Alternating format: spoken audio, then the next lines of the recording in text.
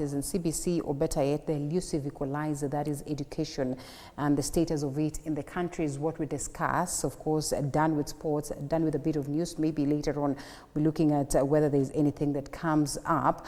But at this very point, allow me to once again introduce the guest that I have. I think some of us are just joining in, and therefore it's important that they get to know. Right next to me is John Mugo, who is the Executive Director of Zizi Afrique Foundation. Asante sana for creating time.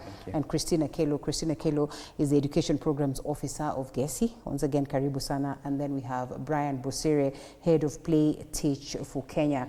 And before we take that break, of course, the biggest question that we're asking is, in as much as the government says that they have addressed all the concerns that we would have to address, but they say we have done it, by a large chunk. They talk about transition and placement, TIC. They say available infrastructure, TIC. We talk about equity, TIC, and very many other things that they talk about. How is it then that today we are talking about education, or perhaps the competency-based curriculum, as, a complex equalizer, if you'd want to call it? Yeah, just to note that CBC was not meant to solve all the problems that are bedeviling the education system. All right. So CBC is largely addressing the relevance issue. Are our children learning what they should be learning? But aspects of access, are children going to school or not? Right. Are they more absent or present? Elements of quality, is what is supposed to be happening in class happening, and are children learning, or are they just schooling? Those ones, CBC was not to be as a silver bullet for them. So they still have to be addressed through the means that government has. And so we're talking that, I'm hearing you say that perhaps CBC is actually not the problem. The general spectrum of education could be. Yes, actually, and not just education, because one of the problems in the broader spectrum is that education cannot solve society's problems. Okay. So if there's no water in that community, there's no power, there is no security, all these things have to be in place for education to thrive.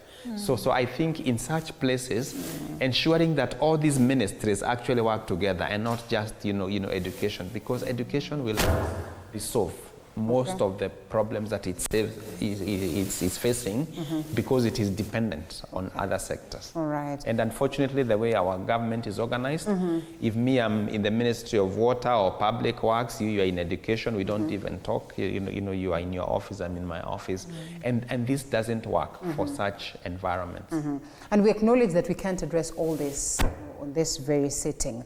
But we can pick a component, and CBC is what it is that we have picked. Do you suppose that we were not prepared for this transition in the first place, Brian? Or what exactly is the problem? Because you realize that there's some people who acknowledge, and even the teachers from these areas, you've seen the stories that we've carried. Everybody starts their statement by saying that CBC was a good idea. CBC could have done us wonders. CBC is it. Yet they continue to highlight some of the problems and discrepancies that lie therein. Is it a transition that we were not ready for? Well, from where I sit, I feel like CBC is really a great idea. Yeah. In all honesty, the world is really changing. For children to be ready, especially in the 21st century, they say with even the introduction of artificial intelligence, for example, in the next 5 to 10 years, a lot of the jobs, like 50 to 60% of the jobs, we don't know what it will be. So we need an education that will prepare us for that, help us to deal with the